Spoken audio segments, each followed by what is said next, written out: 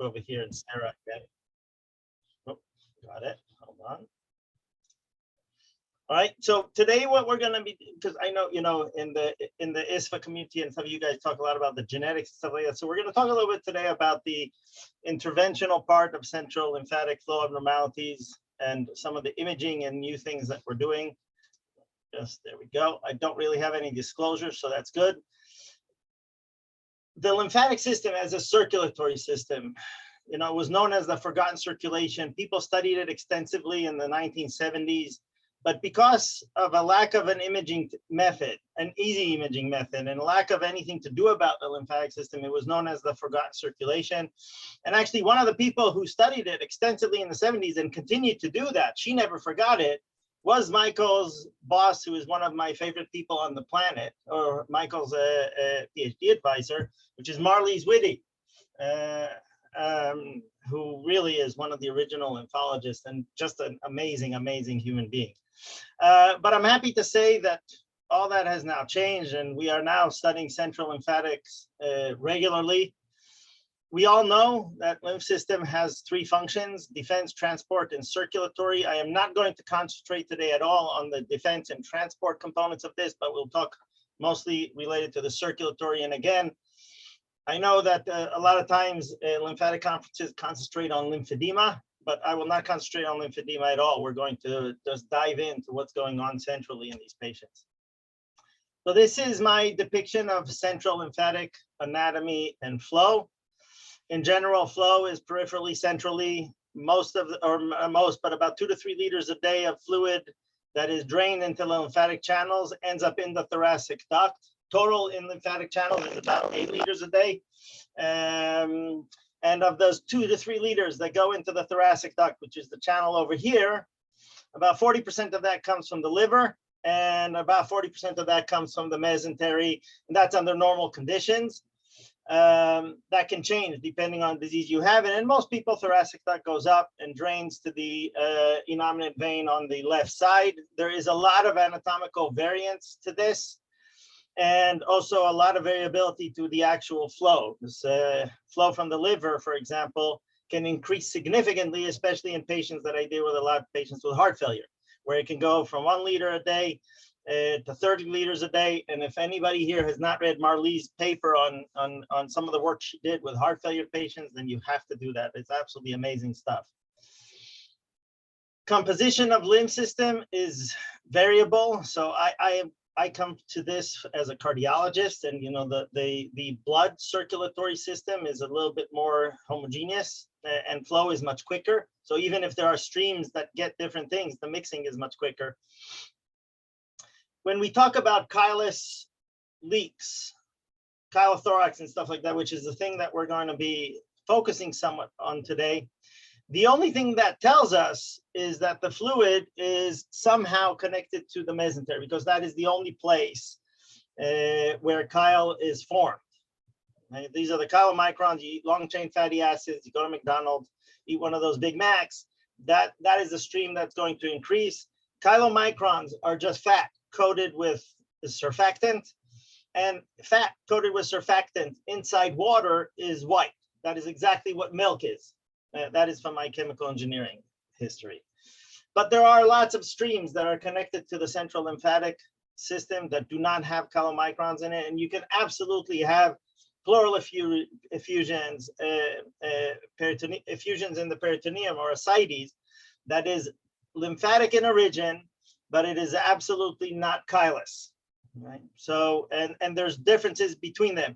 We now know also that even in the cell composition, so we typically, when we measure cells in lymphatic fluid or lymphatic leaks, we like to think about, if they have 80 to 90% lymphocytes, we are sure that it's lymphatic, but we know that the liver doesn't carry 80 to 90% lymphocytes. We've actually now measured it directly. So you can have, again, leaks where the cell content is variable. Many things affect lymphatic flow, and we cannot go through them today. Starling derived this equation a while ago, which tells us that tissue fluid is formed based on the difference between hydrostatic and oncotic pressures. And to a first order approximation, this is a reasonable equation. However, it is lacking. right? Because there is nothing in this equation that tells us what happens when you have dysfunctional lymphatic channels. And we know that if you have dysfunctional lymphatic channels, irrespective of your hydrostatic pressure, so even if your blood pressure is normal and your albumin level is normal, you will accumulate fluid in your tissue.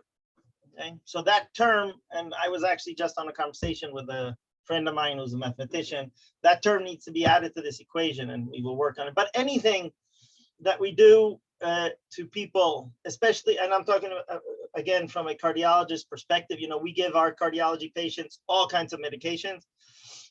And there's data to show that all the medications that we give the cardiac patients that affect the cardiovascular side will affect the lymphatic side, and we need to understand how that works. As I said, the reason why this was forgotten, except for Marlies, she never forgot it, but why it was forgotten circulation is because we didn't have an easy way to image this. T2 imaging is this, which is just looking at water, and this is what a normal T2 image would look like. That is an old technique. People have published about it way before even the articles that are quoted down here in 2014. I mean, people were using this to look at lymphatics. It is okay to look at lymphatic anatomy to a certain extent. The problem is you can't really distinguish between edema and lymphatic channels. So it is not really ideal for this. But if you're dealing with a circulatory system, and again, this is my cardiology hat, in order to, and in chemical engineering, actually, we used to do this also, we would call this degree of freedom analysis of a system, a flow system. And in order to completely define a system like this, that is a circulatory system, you need to understand anatomy, that's one thing. But you absolutely have to understand flow in the system, and you have to be able to understand the hemodynamics or lymphodynamics of your system. You have to understand the pressures in order to understand why things are flowing in the wrong direction and or what's happening in there. So what really changed our understanding of central lymphatic flow abnormalities was development of this technique, which we initially did in animals in 2014. But this technique is dynamic contrast MR lymphangiography. We've taught people from around the world how to do this. It's really not that complicated to do. It's a very easy technique to do. It is very powerful for certain things. So this is, you take needles, you put them in lymph nodes in the groin, and you inject contrast. And this is what normal looks like. So this is groin down here. These are the lumbar lymphatic networks diving down into the retroperitoneal, into the cisterna chyli, which is over here, and then connected to the thoracic duct. And as I said again, for most people, that drains to the left side. What is missing from this technique, and it's extraordinarily important, is the two main streams for lymphatic drainage, which is the liver and the mesentery. Now, historically, even decades ago, people did interventions in the liver and intermittently would get into the lymphatic channels there. So there was some ability to image this, but again, under contrast and not really dynamic. So we published a couple of years ago on how to routinely do intrahepatic dynamic contrast lymphangiography. And I'll show you why this is important. It's an extremely important technique for certain diseases. And it is also quite simple to do. You just get into the lymphatic channels in the liver and put contrast in the MRI scanner. This is what kind of normal looks like. So liver, duodenum, pancreas, and these structures drain together, connect to the cisterna chyli, it goes up, and this is what it looks like. So my needle is somewhere over here in the liver. Contrast is going to the retroperitoneum, connecting cisterna chyli, going up and going to the left. The stream that really was the biggest problem, and the one that really has never been imaged in human, was the mesentery. And again, that's extraordinarily important because it is one of the main streams for central lymphatic flow. But in certain diseases like ascites, this stream is extraordinarily important.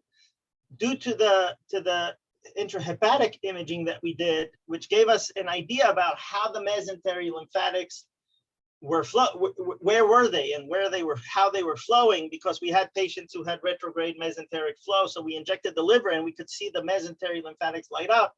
And then it just dawned on us, okay, now we know how we can access those. And so then we published this in 2020 about how to do intramesenteric dynamic contrast lymphangiography. And we do this now routinely. We've done this on hundreds of patients. It requires getting a needle into the lymphatic channels in the mesentery, putting contrast, and this is what normal looks like. So this is your mesentery, it lights up, and that connects down to the cisterna chyli, which connects to the thoracic duct. This is not a completely normal thoracic duct. We obviously don't do intramesenteric imaging in normal people, but this is the imaging technique. It is a little bit harder to do that. Does not involve access into the lymph nodes, and accessing the lymphatic channels in the mesentery is a little bit more complex. But again, as I said, we do this now routinely, and anybody coming to us with a conductive disorder or anything like that gets at least these 3 points of access. One of the things that we are also always asked and also always trying to figure out is if you have flow into your thoracic duct, MR technique can show you the thoracic duct and shows you that it's going to the left, but it cannot tell you if the thoracic duct is connected to the vein and is draining out. So we were trying to figure out a way to do that. So there's intermittently, when you're doing the imaging, you can sometimes see on the MR lymphangiogram that a little bit of contrast makes its way to the vein, but in most cases you cannot do that. But we now have a technique that we developed to do that, and this is this ultrasound contrast lymphangiography. So this is, again, very simple to do. This is injection of ultrasound contrast into the groin lymph nodes. And this is looking at the thoracic duct outlet. So thoracic duct outlet is over here.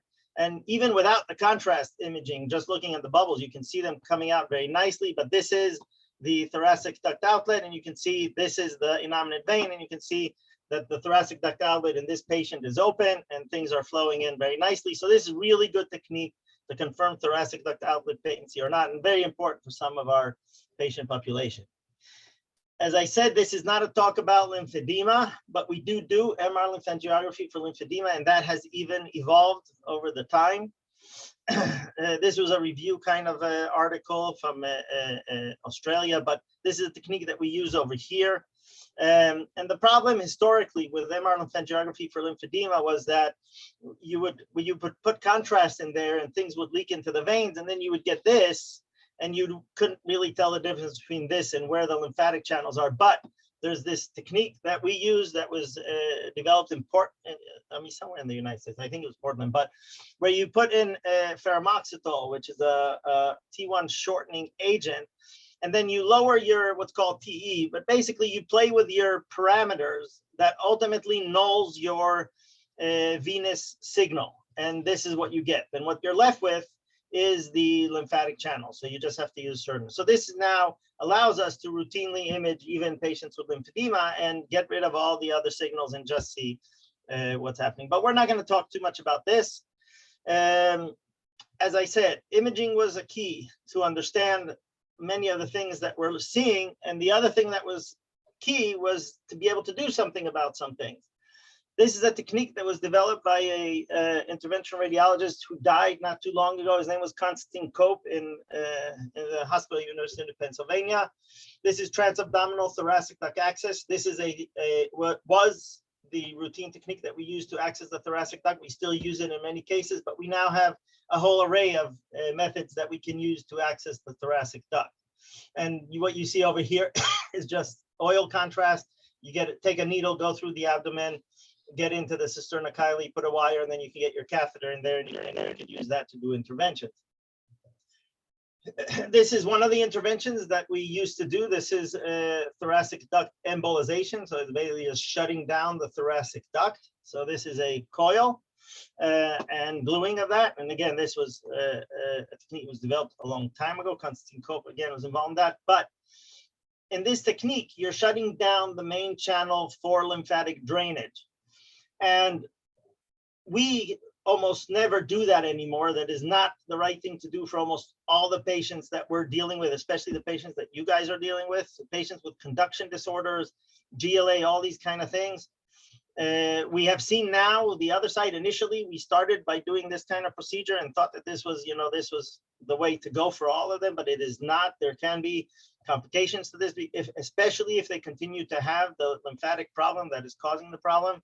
So we have now moved much more towards a much more targeted patient-specific kind of procedure, these kind of selective procedures. And we developed many different techniques that allow us to do this. This is a selective embolization in a patient with a pulmonary perfusion abnormality, and he had cholothorax. But you can see there was an abnormal channel in the lung that was perfusing the lung abnormally. I'll show you what that looks like later, but we got into it, glued it shut. And at the end of the procedure, we put contrast, and you can see this is the thoracic duct coming up, going to the left, connecting, and going to the right and connecting. So central lymphatic flow stays completely normal and open, and this patient's symptoms completely resolve after the procedure. So this is the way to go. We do almost every procedure that we've done when I trained as an interventional cardiologist, we've now done in the lymphatic channels. We've done balloon dilation, stenting, all kind of stuff. And I like to divide this into two types of procedures. There are procedures that are meant to shut down things that are leaking. And then there are procedures that are meant to open things up and decompress things, like lymphovenous anastomosis, for example. I'm going to show an example of that. That is a procedure that is done to decompress things, to allow flow to occur. And those procedures, in many cases, are much more beneficial than just going and putting glue into something. Okay, so this is kind of the way that we think about it. And it's a combination of these different things that ultimately allowed us to take care of the issues that we're looking at. So when we talk about lymphatic flow disorders, we categorize them a little bit differently, than the ISVA characterization of things, which is the GLA, KLA, and then the CCLA and all kinds of stuff like that. Those, to some extent, make sense, although CCLA is really not a disease. It is a collection of diseases, and so is GLA. So by themselves, they're not really a characterization of what is going on. It's just telling you that there's some abnormality going on. We like to think about it in this context, that there's these things called lymphatic leaks. And those usually either, somebody did something surgical or something like that. I'm not going to talk about those because those are very easy to treat. There's lymphedema, which I will not talk about. Those are conduction problems. But I will concentrate more on the central stuff, which is this lymphatic overproduction or conduction abnormalities leading to abnormal perfusion of tissue. And really, it depends on what tissue or what organ system in the body you're abnormally perfusing, and that will ultimately lead to the problems that we are trying to deal with. And we've seen problems everywhere. We've dealt with leaks in kidneys, around kidneys, lungs, belly, everywhere, except for, even in the soft palate and in the head and neck region and stuff like that. The only areas we haven't gone into yet are the brain, which I don't plan on doing anytime in the future. We'll start talking about the lungs. And the reason why the lungs are important is the data that this is a slide given to us by Cameron Trenner in Boston. This was historical. This is historical data for patients with GLA and GSD, those who had lung involvement and those who did not, and survival. And they clearly showed that patients who had lung involvement in these diseases did not do as well as patients who did not. This was historic data before we had the capacity to completely alter the courses of these diseases. So I think that these curves are completely invalid at this point. And I'll show you why I'm saying that. And when I talk about things that are abnormal in the chest region, these are the things that I think about. I'm going to call them over here, cholothorax and colopericardium, but for the complete sakeness, we'll call them just pleural effusion, pericardial effusion, and plasmabronchitis or leak into the airway. And those are really the three compartments in the chest that you can leak into. You can also just have pulmonary edema without leaking. You can just have perfusion of your lung, and that is another thing, okay? And probably another thing that needs to be treated. But a lot of times we see patients when they come when they're actually leaking out of the compartments. This is what this abnormal lung perfusion looks like. So very different than the normal lymphangiogram that I showed you. This is this pulmonary perfusion. So we're injecting the groins, and you can see that the lung is just flooding. And there's different ways by this, how this occurs, but you can see, right? The lung parenchyma here is very bright, and it's very bright around the airway, and it makes sense, right? There's 2 to 3 liters a day that's flowing through the lymphatic channels and doing this, and not making its way into the veins, that this is going to ultimately cause problems. The interesting thing about it is that there are patients out there, we have a whole group of these neonates that have this, and they look completely normal on the outside. You would not know that this is what they are doing. And so how that occurs, I'll let you guys figure that out, but I think it's fascinating. We've kind of characterized, again, the only reason why to do all these classifications and characterization is if it actually makes a difference for treatment. And so in certain cases it does. So if you do have a thoracic duct and it is connected, then in these patients we say don't try to embolize the duct, just do selective procedures, because you can then salvage central lymphatic flow. If your duct is not connected, or you do not have a duct, then there's nothing really to talk about. Or if you do have a duct, it's just not connected, you can do an LVA and reconnect it. But if you don't have a duct at all, then it's fine, you can embolize things. And there's another sort of this disease in the chest that is completely independent of the central lymph system, and that comes from other places. And that's why, again, intrahepatic imaging and intramesenteric imaging are extremely important, because we have a larger and larger group of patients whose thoracic duct flow is completely normal, but they have connections directly from the liver that is going up. I'll show you a few examples of that, bypassing the thoracic duct altogether and causing just as bad of a problem as anybody else. But again, those patients are not going to have a chylothorax. They will have a pleural effusion, and lymphocyte count will be around 40%. You can see abnormal conduction in the lung, even in utero. So this is nutmeg lung. This is a paper published 2016 by people in our group.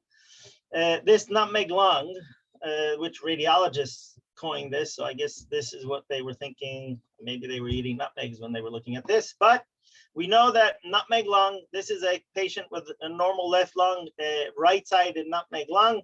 We know that this correlates with after birth with the pulmonary perfusion on the right side. And you can see it over here. There's nothing on the left side.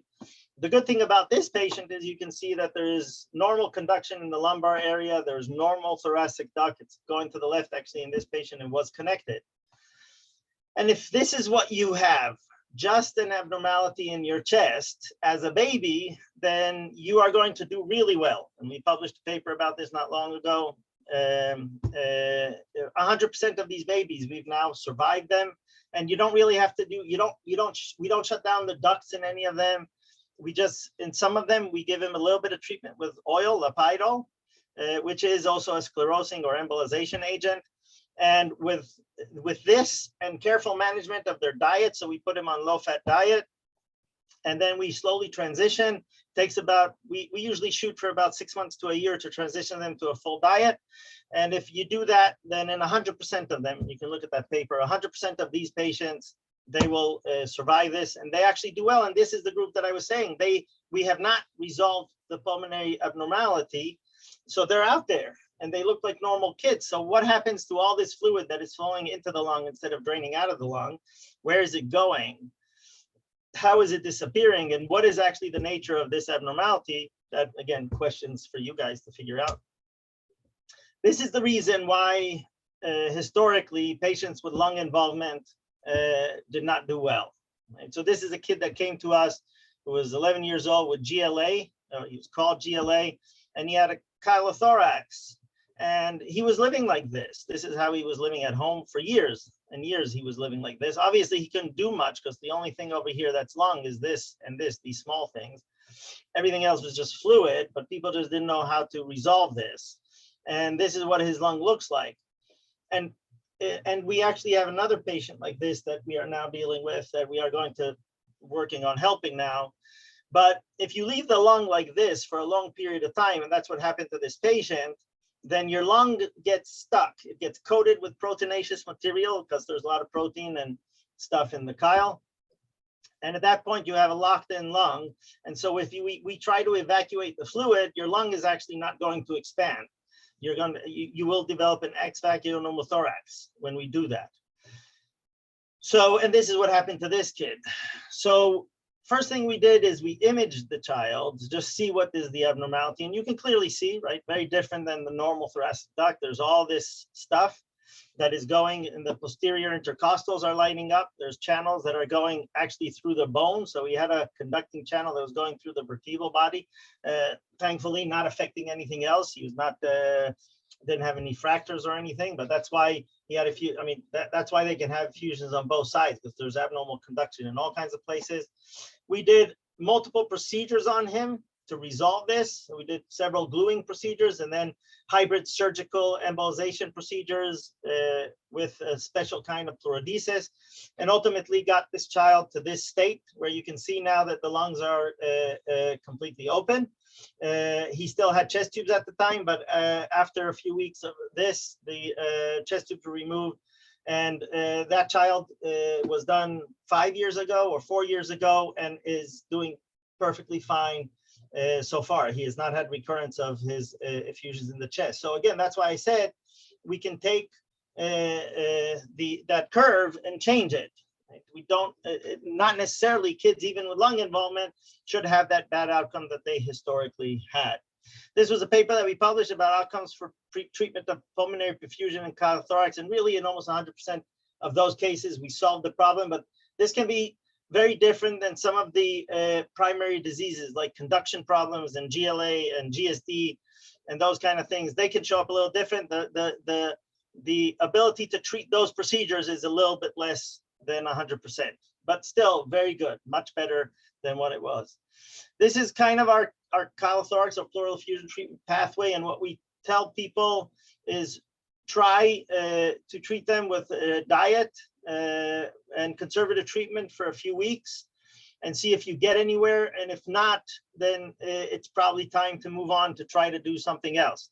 One thing to assess in these patients is if you have an effusion in your chest, is to see if they also have any liquid in their belly, because if they do, there are holes in the diaphragm and there's ways for the fluid to get from the belly to the chest when you take a deep breath.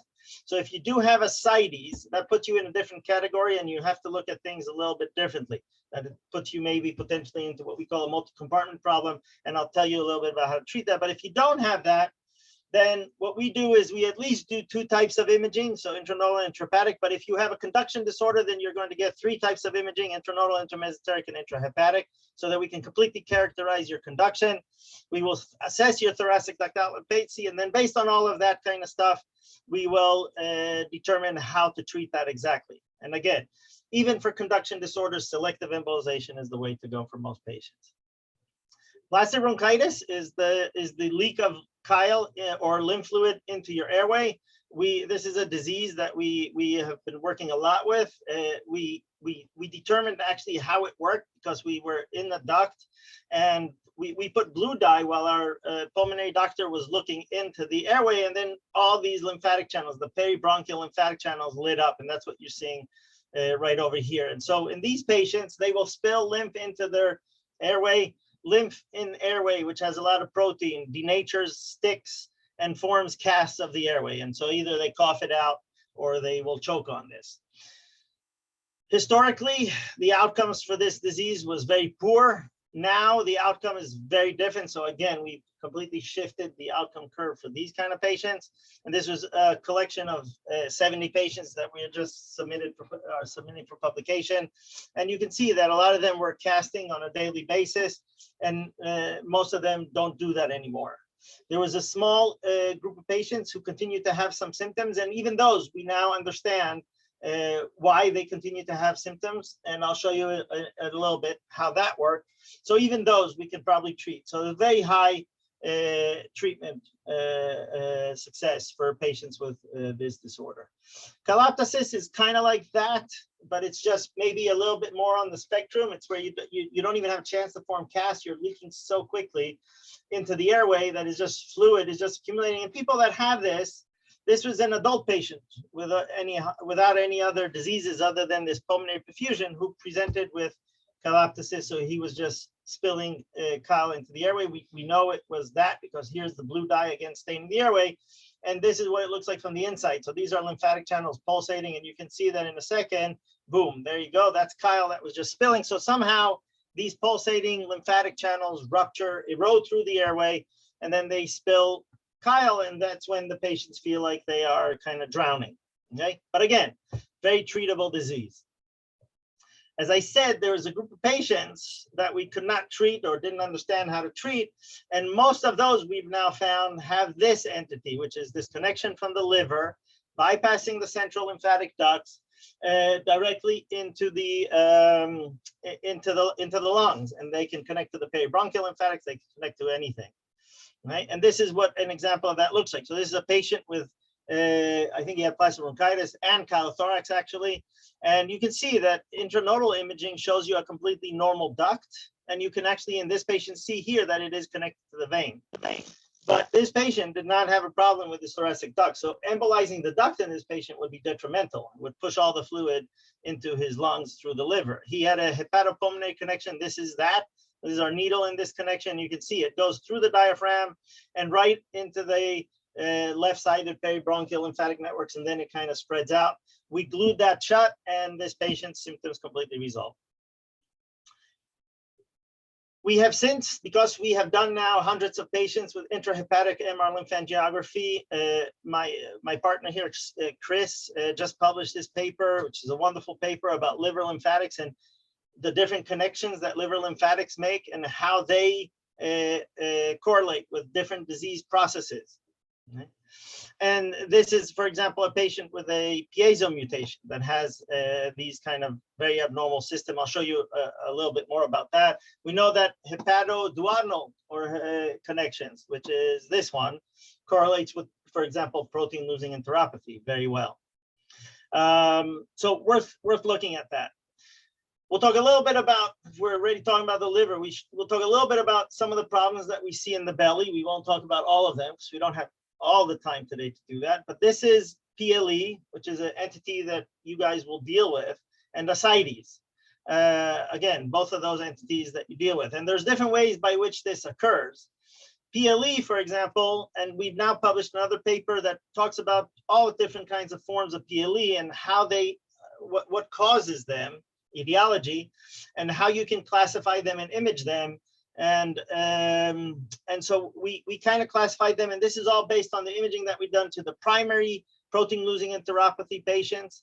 And of those, there's a group of patients that are known as primary intestinal lymphangiectasia. And we've discovered that even those that were called primary intestinal lymphangiectasia, actually that was just a high order classification of multiple different kind of disease processes.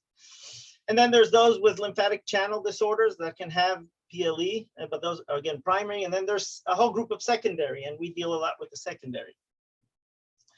Again, intrahepatic imaging was key for us to understand this. And in certain forms of PLE, intrahepatic imaging is the key imaging modality, especially kids with cardiac disorders. So this is intrahepatic imaging in a patient with protein losing enteropathy, and you can see I'm injecting the liver. And the first thing that really lights up is the duodenum. The inside of the duodenum lights up. And in this patient, the PLE was so severe that it's refluxing into his stomach. And later on in the imaging, it refluxes into his esophagus. And the MRI contrast that was injected to a 25 gauge needle in the liver is coming out of this kid's mouth. And in addition to that, it's going down his intestine. If you put a scope in the duodenum in a kid like this and you image it, then you actually see that, I mean, there's variodematous and duodenum with lymphangiectasia, and you can see even without contrast or anything, these are lymphatic streams that are coming into the duodenum. And we know that these are lymphatic streams because we have a needle inside the liver. And if I did like I did with the plastic bronchitis patients, we inject blue dye in the liver very quickly. You see the blue dye going into the duodenum. It's directly. There's basically what's happened here is that the lymphatic channels, the dilated lymphatic channels have eroded the duodenal wall, and now you have holes in there, and you are spilling out lymph in enormous quantities, and you're just leaking all this out. Again, there are ways that in some cases like this, we can treat it. So this is an example. This is an embolization that is done. And you can see this is drops that are going into the duodenum. And we know that these drops are in the duodenum because we're looking at them. And with the scope, you can see the glue that is coming through the holes and doing that. And if you don't believe me, then we tell the GI doc to flush the duodenum with contrast, and you'll see that these droplets over here are going to go through the C loop. There you go, C loop of the duodenum to the jejunum. There you go. So that's the whole thing. And albumin, if you do that, albumin levels will normalize in these patients. So it does that. And we actually, with certain types of procedures that we're doing now, have been able to stabilize albumin levels for years in some of these patients. So we don't know the durability completely of these procedures, but we do know that they've made already a difference. Patients, this is an example of that. And again, an example of why multi-compartment imaging is important. This is a 7-year-old with CCLA who had congenital PLE. He was called primary intestinal lymphangiectasia. And we actually initially imaged him when we only had intranodal imaging, and you can see his central lymph system is completely normal, and that did not tell us anything about what was going on. But interestingly enough, when we finally developed the techniques, we imaged him again, and when we did intrahepatic imaging, his intrahepatic imaging was connected to a duct that is not the thoracic duct that was connected to the left. This is a right-sided duct, which is talked about anatomically, and this duct is going to the right. But what really was the crux of the problem is this kid's mesentery. And when we did the mesenteric imaging, you can see that the mesentery is not draining up at all. The mesentery is flowing retrograde and is going directly into the duodenum. Okay. And after we did that, we went in there actually and did a hybrid procedure and confirmed everything that we saw by imaging. This is his intestine. This is lymphangiectasia of his intestine. We did all kinds of blue dye injection. We were actually able to shut down some of the channels and give this kid temporary, at least, release from some of his symptoms. But he's continued to having a lot of problems because he doesn't have an out of his mesentery. So we're working on now methods to be able to mesentery out so that he can drain. Because shutting down a leak, you're still stuck with a mesentery that can't drain, and that's where the problem is. This is a girl that we did not too long ago. She was actually initially seen, but she was seen in all kinds of places. And she was also called CCLA versus GLA, and she had enormous leak that was coming out of her. She had horrible PLE, but also had a connection to her pelvic area and to the vaginal wall and was leaking out of there. And she was leaking liters and liters a day. And again, mesenteric imaging solved this problem because when we did that, you could see this is the sigmoid colon. So this is not the duodenum now. This is a completely different part, but this lymphatic malformation or whatever these channels are, we're connecting to the duodenal wall. We again had to do a hybrid procedure to stop this. This is what these dilated channels look like as we do the procedure. And again, we were able to resolved her symptoms for about a year, and then she had recurrence of ascites, and now we treat her again, and now that has now resolved again. So the disease continues to have a problem. We ultimately were able to get her even her gene defect. Multi-compartment imaging is a problem that almost all of your patients are going to have. So if you have CLA or GLA, it is going to involve, usually, not always, multiple compartments. And in patients like this, you really have to think about what is going on. This is an example of a patient like that. And he had bad ascites. And we did the different imaging techniques. And again, multi-compartment imaging was extraordinarily important. And we ultimately found the leak with the liver imaging. The intranodal imaging didn't show us anything. It was not very helpful. I mean, it showed some abnormalities, but it was really the liver imaging.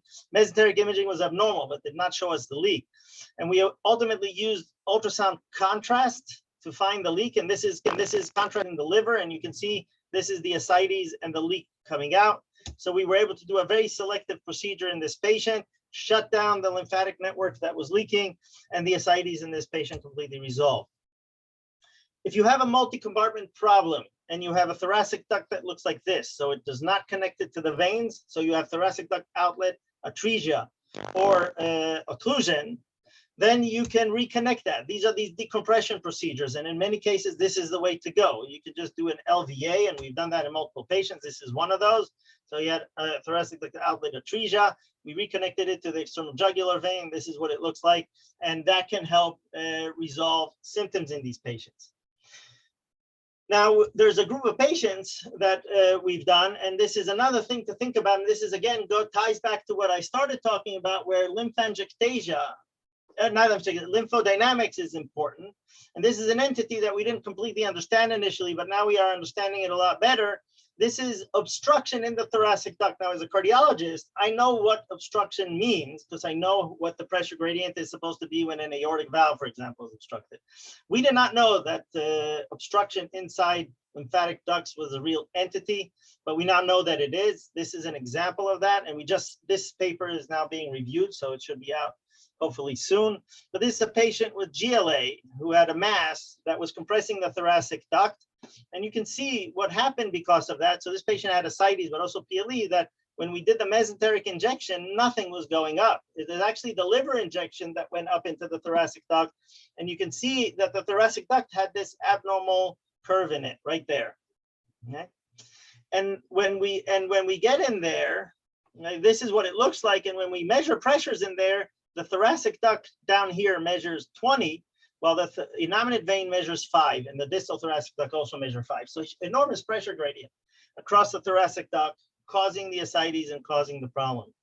And so what we did is we went into the GLA, the masses that were in the mediastinum in this patient. We put a drain in there, and you can see that the thoracic duct goes from being pushed aside and just becomes almost straight again. The pressure gradient goes down to 2, and within a week, all these patient symptoms completely resolve. So we sclerose the masses in the mediastinum, and this patient's symptom resolves. So, and we've now seen obstruction in the thoracic duct, clinically significant with pressure gradient obstruction in all kinds of places.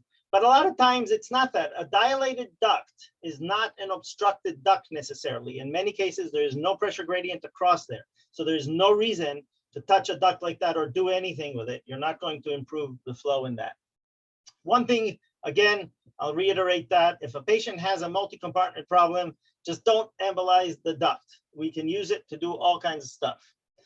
In addition to the interventional stuff that I do, and I will end with that. I know I'm going a little bit long here, but I have to show these images because this is really important, is that it's not just interventions that are the important thing to do, right? Because there is all the great work that you guys are doing, that Dong is doing and Sarah is doing, this amazing stuff that ultimately is going to lead us to have the whole tool set that will allow us to specifically treat patients for their different diseases. And this was that patient that Michael mentioned. This is the patient, the index patient that was treated by Hakun and his group that Dong did the research on. I can show him because he's all over the internet, who had a RAS pathway mutation. We did procedures on this patient, and we are the ones who brought him into this condition because we did not understand the disease. And we actually sent him home on palliative care. And thanks to the work by these amazing people who found the gene defect in this one, the ARAF defect, and gave those fish that trametinib, that now has changed everything. And it changed everything, not just in our understanding of what the lymphatic system can do, but understanding the different diseases. Again, going back to Cameron Trenner's graph that was talking about the lethality of lung involvement. But if you look at what happened to this patient, when he came, by the time we were done with him, his lung capacity was 20%, right? He shortly after starting the medicine, he doubled his lung capacity. He's now much better than that. Actually, I have pictures of him weightlifting now, but his lymph system completely remodeled, and it takes about 3 weeks to do this. And we did not know that an organ system in the body can do that quickly, but it can. I mean, he basically laid out an entirely new lymph system. His lymphedema resolved, and that's him not too long ago. The only reason he's standing next to all these is because that's his sister in her graduation. Another patient like this is and we published about this. This was the index patient with KLA and a CBL mutation that we treated with trametinib. And KLA, that was the oh my God disease, but it's no longer the case. And we have few patients now that we've treated, and when they respond to the medicine, it does wonders. And this girl came to us, and she was in college, and she's a wonderful human being, and she could barely walk across the street, so she had to drop out of college. And shortly after we treated her, she almost completely normalized her lungs. And so lung disease, the way that we were thinking about it, is absolutely incorrect. We have to prove for that. In addition, right, her D-dimer completely normalizes. This is her CT when she's sick. This is after that, is completely normal.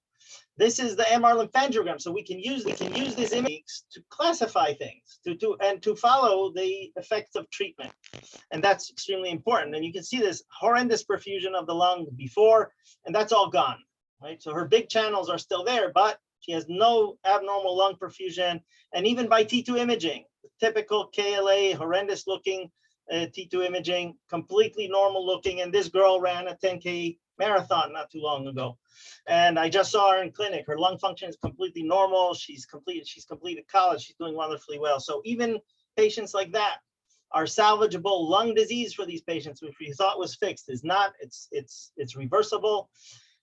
And that's extremely important. And the imaging is really helping us to classify all these things and to understand them. And to show you why this is important, this is another KLA patient.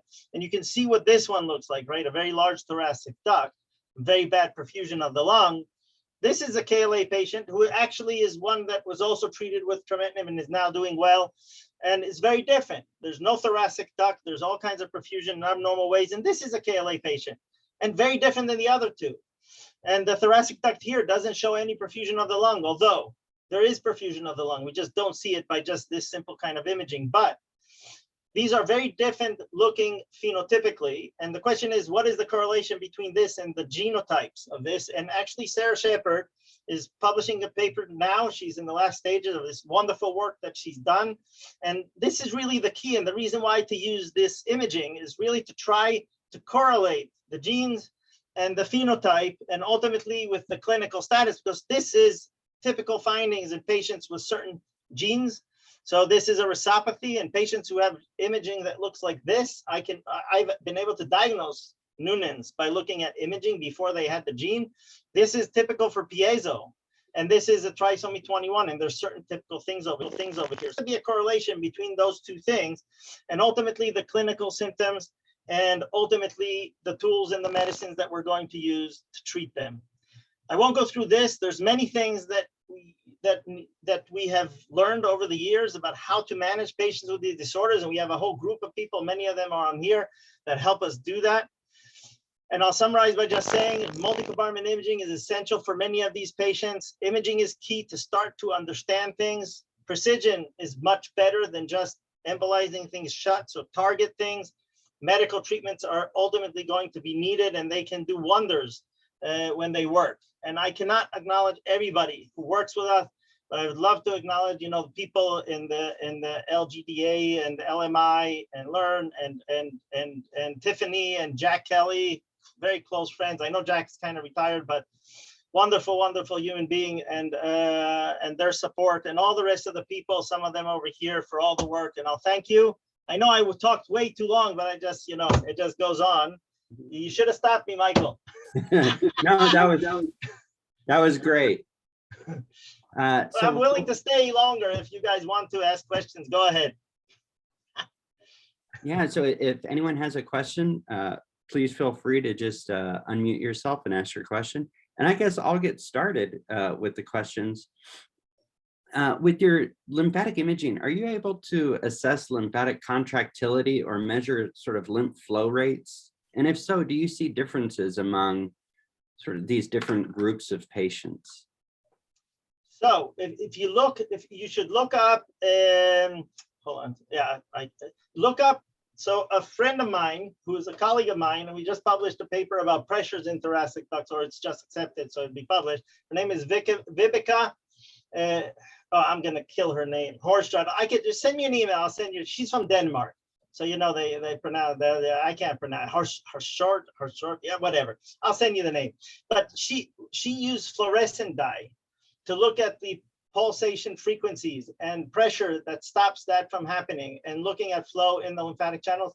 We do sometimes in fluoroscopy see pulsations, but MR lymphangiogram obviously not, right? The dynamics of that is not correct. But what we have done, and what we have seen pulsations in, so because we're measuring thoracic ducts all the time, we're measuring pressures into thoracic ducts. We've been able to see the pulsation frequencies of the thoracic duct by just using high resolution pressure sensors and looking at duct and seeing when the pressure goes up. And because we're measuring everything else and we know the respiratory and all that kind of stuff, so we do have, and that's what that paper talks about, is the pulsation frequency of the thoracic duct, and it occurs every 15 to so seconds that we see that. We do see pulsations sometimes by fluoroscopy in the peripheral lymphatics, but look at her papers, and there's some movies attached to that. Wonderful work, and you can see pulsations in humans of those lymphatic channels. So absolutely, you can do that. You can see it. Yeah. Great. Thank you.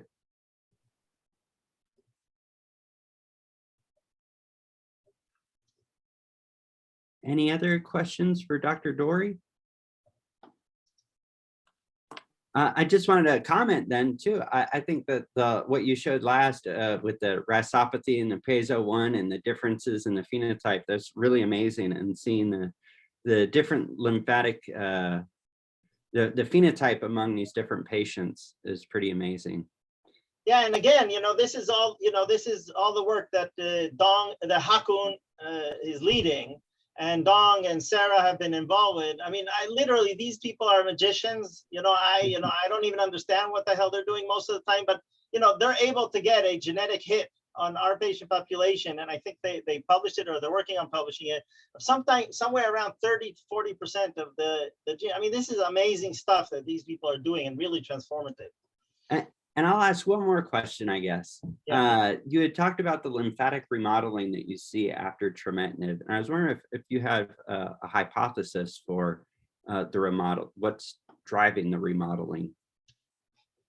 Is there any chance that Hakun or Dong are on this call? No, I am on actually. Come on. No, I think the remodeling, Michael, is because we kill off the cells that are mutated, and you see the mutation load go down, and you see normal cells, take over and remodel. I mean, perhaps not totally proven, but I think that is what's happening, most likely. All right. I thought I saw someone raise their hand. Yeah, it was me, Steve. Can I answer John one more question? Yes. Hey, Dr. Dori, thank you so much for your presentation. That was fantastic. I've always enjoyed reading these papers. My question is about the flow of lymph from the liver to the duodenum in these patients with PLE, congenital heart disease. Is that just purely as a case of channels forming from regions of higher pressure to lower pressure? Because it was my understanding that the lymphatics that drain the liver actually go to mesenteric lymph nodes, and so why would you not see like more channels in that direction than as opposed to going to the liver? Is it just that pressure differential, or what, do you have an insight there? So when you're saying is your understanding that the liver was draining to where? That the lymphatic channels of the liver primarily drain to lymph nodes in the mesentery. Is that incorrect? So that's incorrect. Okay. That's not correct. That's based on rodent data. I apologize. Yeah. So maybe in rodents it does, and yes, but in the ones who walk on two. So based on many cases that we've done now with intrahepatic imaging, so what it looks like, and I call this the eye of the storm, right? And again, I'm going to, let me just actually just a second. Let me pull that up. Yeah, there we go. Yeah.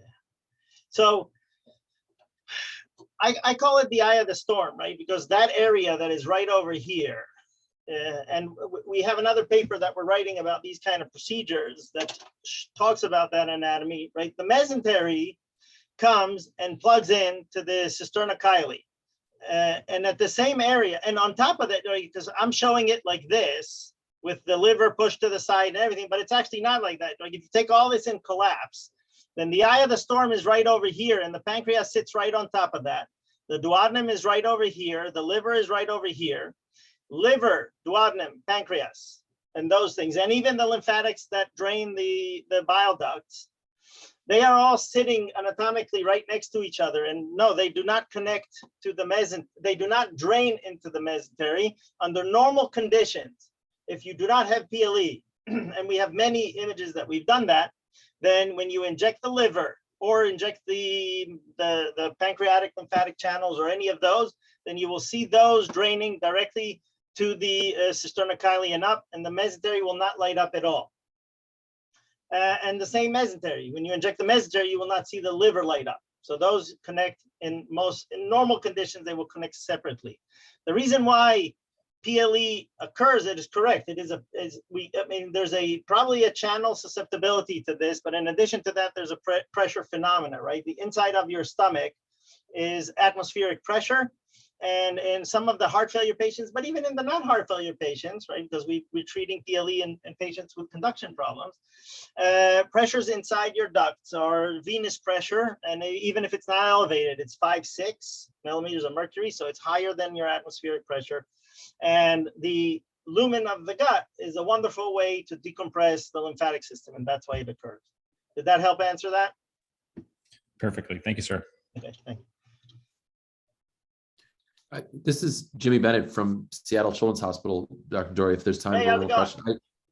question. I just, you know, we see a lot of these patients here in our vascular center, but we're not imaging them like this at all. Do you have any, it's just incredible. You know, can you speak at all to the uniqueness? I mean, how many different centers in the United States or in the world are able to do mesenteric imaging like this?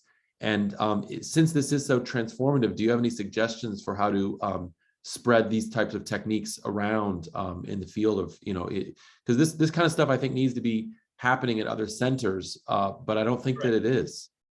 No, so first of all, it is. So we've made this one of our most important missions, okay, is to spread this knowledge. And so we have completely opened our center to anybody who wants to come, learn, spend time with us. We have people around the world. We have a list. I mean, unfortunately, the list is growing, but anybody who wants to come. So if you guys want to come and learn how to do this, just email me and we'll put you guys, whoever you guys want to send over here, we'll put you on the list. We'll schedule you, come for a few weeks. And what we've done with people in order to make sure to disseminate the knowledge is that we do this. We've even gone, like, because there's a larger group of us now that are here that are doing it. And, you know, we will go to centers to help people start doing things. But also what we do with a lot of places is we do online conferences. So when they start to do the imaging, they will put the images up and we'll have a chat with them so that they can see how we're thinking about the things that we're seeing. And then they start to acquire that knowledge. So again, it only requires you to send me an email and you guys are more than welcome to come. Thank you. I'll definitely get back. I'll definitely follow up on that. Absolutely, absolutely. Well, thank you so much, Dr. Dori. This was an excellent presentation. And thank you all for attending and for the discussion. And we will see you all next month. I believe our next speaker is Elisa Boscolo. And hopefully we can see many of you at ISFA too, in person. So until next month. Bye, everybody. Bye, everyone. Thank you.